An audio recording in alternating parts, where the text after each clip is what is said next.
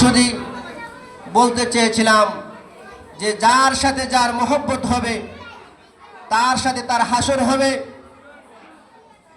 হযরত মূসা আলাইহিস সালাম আল্লাহকে জিজ্ঞাসা করলেন, আল্লাহ আমার সাথে কার হাসর হবে আমি দেখতে চাই। আল্লাহ সুবহানাহু ওয়া তাআলা বললেন, যদি তুমি দেখতে চাও তাহলে চলে যাও অমুক শহরে, গিয়ে তুমি 3 রাস্তার মোড়ে দাঁড়িয়ে থাকবে। একজন মানুষ সর্বপ্রথম আসবে আবার সর্বপ্রথম চলে যাবে, তুমি তার সাথে যাবে, সেই ব্যক্তি তোমার সাথে হাসর হবে। সেই বিষয়ে আমরা প্রত্যেকেই জানি যে মূসা আলাইহিস সালামের সাথে সাথী হবেন একজন কসাই, ঠিক না বেটে? কিন্তু সেই ব্যক্তি একজন জলিল কদর নবী, ওনার সাথে ওনার সঙ্গী হবেন ঠিক আমল করলেন। উনি আল্লাহ সুবহানাহু ওয়া তাআলার হুকুম অনুযায়ী গেলেন।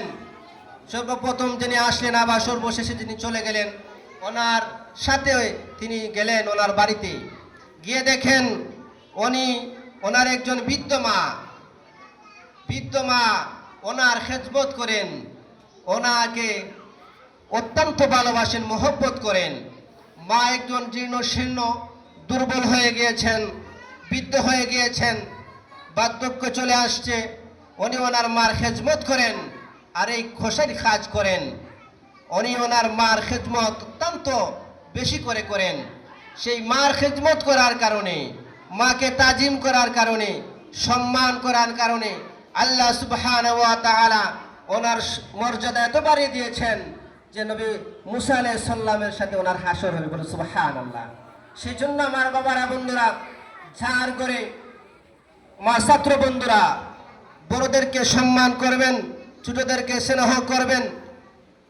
আদবে আউলিয়া বিআদবে শয়তান, যদি আপনি আদব শিক্ষা নিতে পারেন তে আপনি আউলিয়া হয়ে যেতে পারবেন।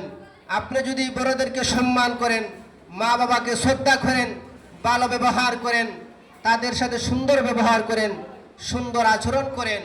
নবী মুহাম্মদুর রাসূলুল্লাহ সাল্লাল্লাহু আলাইহি ওয়াসাল্লাম বলেছেন, মা বাবার পায়ের নিচে হলো সন্তানের বেহেশত। সেজন্য আমার বাবারা, বন্ধুরা, নবীর সাহাবী হযরত আলকামা রাদিয়াল্লাহু তাআলা আনহু, উনি নবীর পিছনে নামাজ পড়েছেন, রোজা রেখেছেন, সব কিছু ঠিক আছে, কিন্তু শেষ মুহূর্তে ওনার জবানে কলিমা নসিব হয়েছিল না, সেই বিষয়ে আমরা জানি। কিন্তু যখন ওনার মা ওনার উপর খুশি হয়ে গিয়েছিলেন, তখন সাথে সাথে ওনার জবানে কলিমা নসিব হয়ে গিয়েছিল। সেই জন্য আমার ছাত্র বন্ধুরা, জীবনে যদি উন্নত করতে চাও তাহলে তোমরা তোমাদের উস্তাদের সাথে, তোমাদের মা বাবার সাথে সুন্দর ব্যবহার করবেন, ভালো ব্যবহার করবেন। দেখবেন আল্লাহ সুবহানাহু ওয়া তাআলা আয়াত তিলাওয়াত করেছিলাম, ওয়া মা আরসালনাকা ইল্লা রাহমাতুল লিল আলামিন।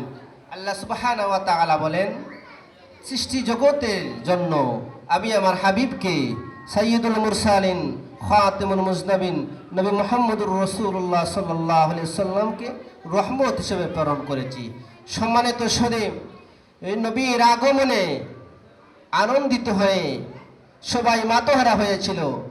মা আমিনা বলেন, যখন নবী মুহাম্মদুর রাসূলুল্লাহ সাল্লাল্লাহু আলাইহি ওয়াসাল্লাম আমার রেহেমে আসছিলেন, প্রথম মাস থেকে 9 মাস পর্যন্ত, এক মাসে আদম আলাইহিস সালাম থেকে নিয়ে ঈসা আলাইহিস সালাম পর্যন্ত এক মাসে একজন নবী এসে আমাকে স্বাগতম জানালেন আর বললেন, মা আমিনা তোমার ভাগ্য বড় ভালো, তোমার গর্ভে এমন একজন সন্তান এসেছেন রহমতুল লিল আলামিন।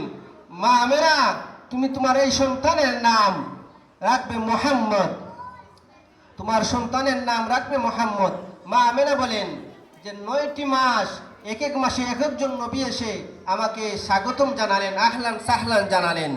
কিন্তু দুনিয়ার মানুষ মুহাম্মদুর রাসূলুল্লাহ সাল্লাল্লাহু আলাইহি ওয়াসাল্লাম আমার পেটে আসার পরে দুনিয়ার মারা, দুনিয়ার মহিলারা যে জিনিস অনুমান করে সেই জিনিস আমি অনুমান করতে পারি নাই, কারণ আমার কখনো ব্যথা করে নাই, আমার কখনো কোনো ক্লান্তি আসে নাই। আমি বুঝতে পারছি যে আমার রহমতুল লিল আলামিনের কারণে, আমার রহমতের নবীর কারণে আল্লাহ সুবহানাহু ওয়া তাআলা আমাকে সুস্থ রেখেছেন।